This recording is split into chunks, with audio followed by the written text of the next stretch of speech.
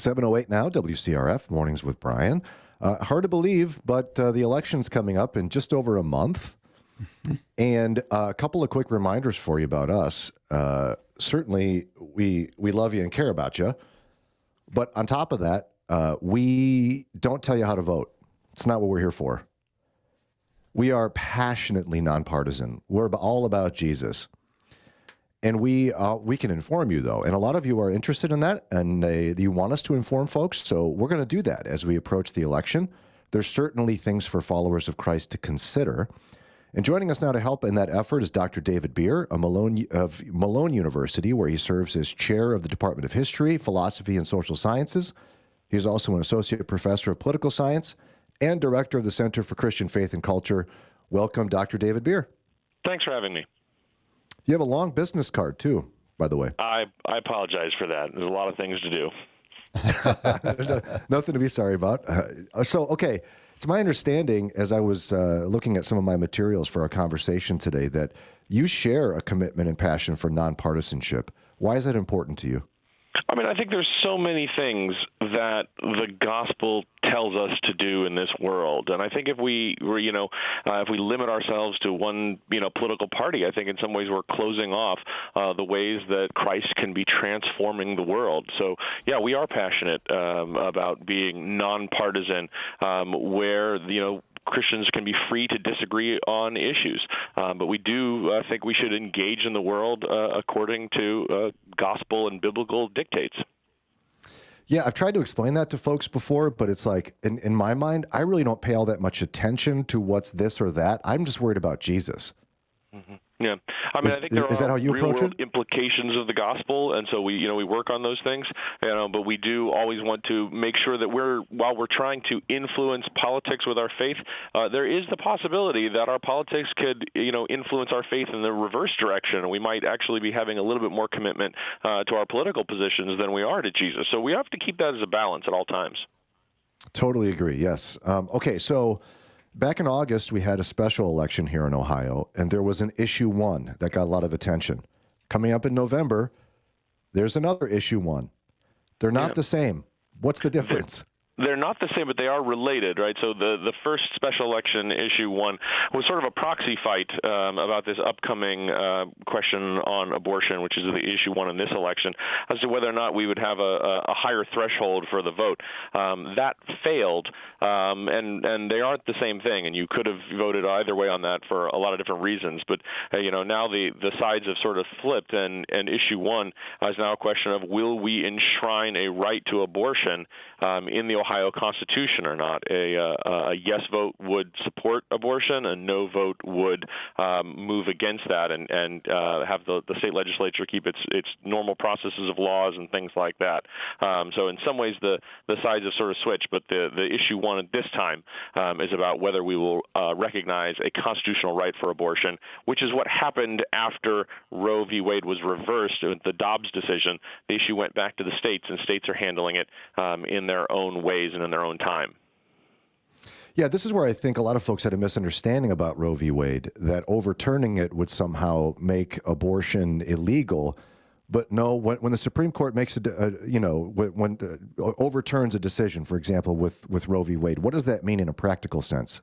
In this particular case, it meant that it was up to states, and simply saying that...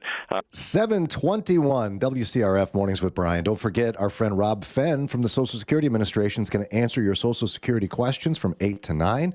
You can text those in now, 440-546-2255. With us, though, right now is Dr. David Beer of Malone University, where he serves as chair of the Department of History, Philosophy, and Social Sciences, also an associate professor of political science, and director of the Center for Christian Faith and Culture. All right, Dr. Beer, let's kind of break down a couple of things. First of all, can you remind folks, again, what was issue 1 in August and what was the result?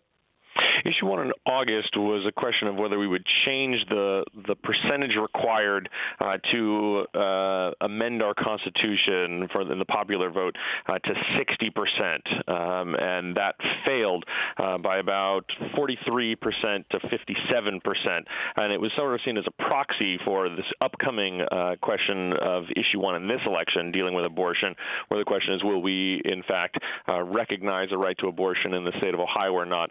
And because of Issue 1 failing in August, a simple majority vote would be sufficient in this election to establish a right to an abortion in the state of Ohio.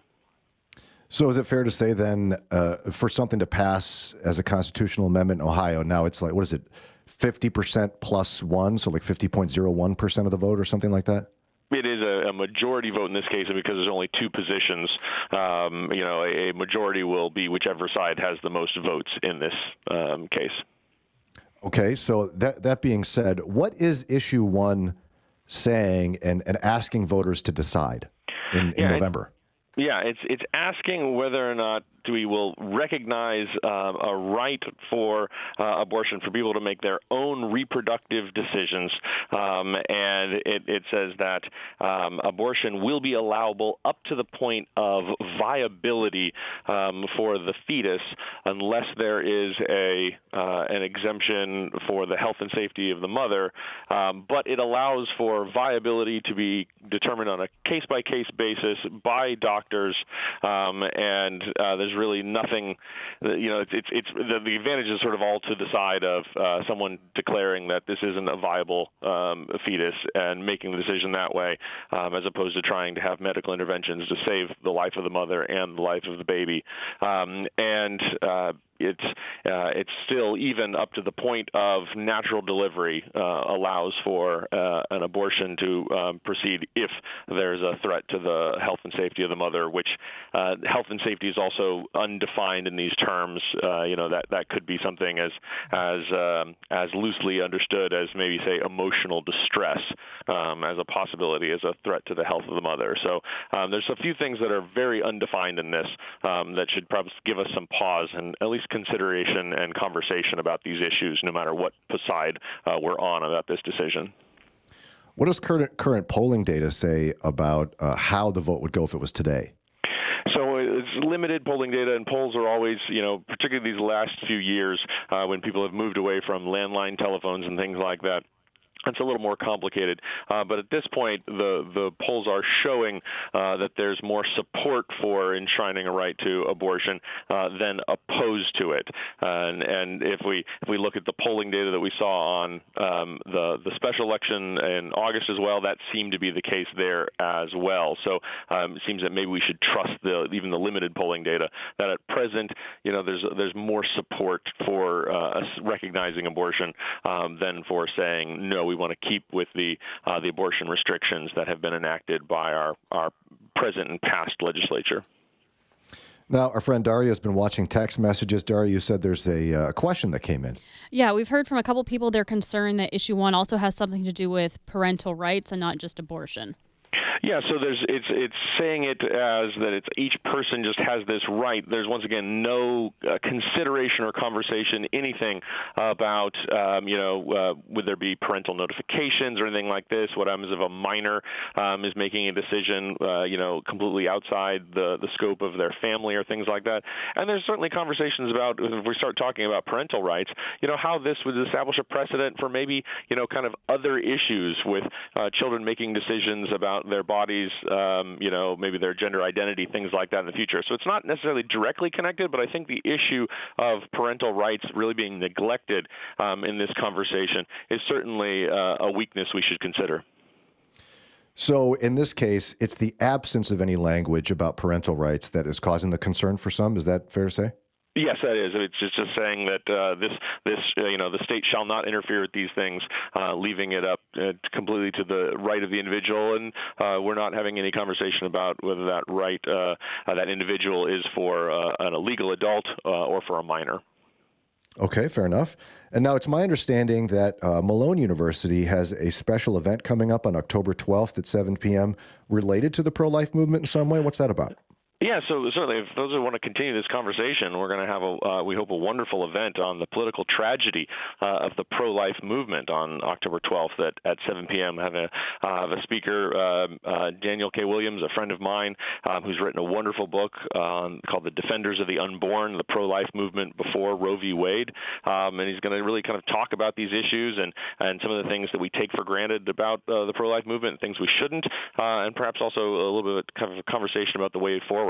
That's a free event that everyone is welcome to attend, and you can register for free on our website, which you can find at Malone's website, malone.edu, or on Facebook. If you search for the Center for Christian Faith and Culture, you'll find a link there that can take you to our free registration page. Again, it's at Malone University on October 12th at 7 p.m. And I don't know that, I mean, some folks that remember this, but as just a sneak preview, 50 years ago, the landscape of the pro-life movement looked very different, as I understand. Yeah, I mean, so in many ways, the earliest defenders of the pro-life position were much more liberal, democratic. They were looking at this as a universal human right and as a way to support poor and marginalized individuals. And it's unfortunate that we've lost a little of that. That the political landscape has shifted, and we need to recapture a broader-based consensus that about what human dignity is, and what human rights are, and the worth of all people. And so hopefully this event can continue that conversation forward. Again, we've been having a great discussion with Dr. David Beer of Malone University, where he serves as chair of the Department of History, Philosophy, and Social Sciences. He's also an associate professor of political science and director of the Center for Christian Faith and Culture. And I think you said the website is malone.edu. Is that correct? Certainly, if you go on our website for the university and just search for the Center for Christian Faith and Culture, you'll find us there. Or you can search for us on Facebook, and we have a Facebook page for the Center for Christian Faith and Culture. Again, malone.edu. Thanks again, Dr. Beer. We really enjoyed our time with you. Thanks for your help. Thanks for having me. You bet. It's now 7:29 on Mornings with Brian. We'll be continuing throughout the month. I believe it's about once a week, bringing on various experts to talk about the upcoming issue 1, so we're all well informed of what it's about. Again, our interest is making sure you know what's in front of you. Yeah. We're going to ask you to just seek the Lord on what to do, because we, as a rule, are nonpartisan around here. We don't ever want to tell you how to vote, okay? It's not something we're interested in doing. Right. We want to tell you about Jesus. We're also going to have resources just like the conversation you just heard available online eventually, so keep an eye out for that. Yeah, well, I think we're going to be taking conversations like this with Dr. Beer to make sure they're available to listen to again, maybe? Yep, these conversations are going to be online. We're going to have an entire web page on our website devoted to resources to help you make an informed decision. Excellent. Thanks, Aria. Good stuff. All right, it's 7:30. Coming up in a few minutes, one of my favorite times of year. It's not Christmas or Thanksgiving. It's when the dictionary comes up with new words. You know I love this, Ron. Oh, yeah. You and I love this together. And Merriam-Webster has added 690 new words. Wow. Just last month. Yes. Isn't it usually like around 25 or 30? Something like that. We're not going to go through all 690, but oh, did I pick some favorites. We'll be learning about some new words in the dictionary after this.